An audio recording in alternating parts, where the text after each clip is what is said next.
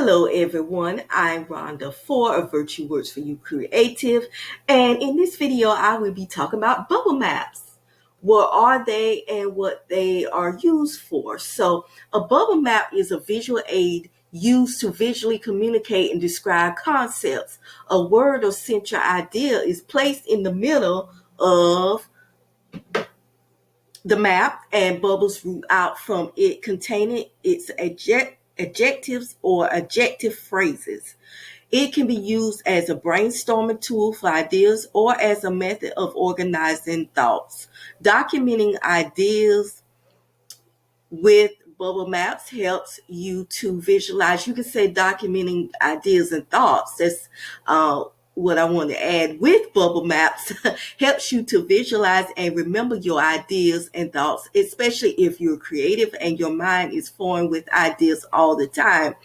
A bubble map can be a single or multi-layered depending on the complexity of the subject or required output. So as you see here, this is an example of a bubble map that I made here in Canva. And Canva has many templates for bubble maps.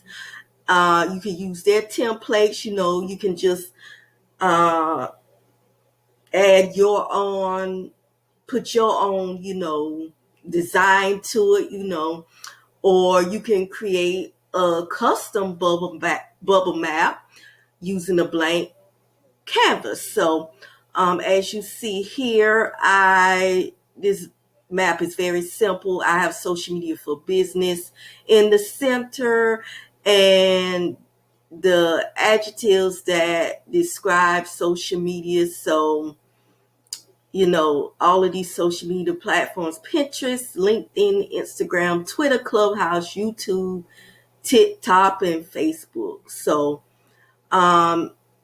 and for business, you can use bubble maps to, as I said earlier, to brainstorm your ideas or organize your thoughts. For example, all of us create content, so we can use bubble maps to jot down content ideas and thoughts. So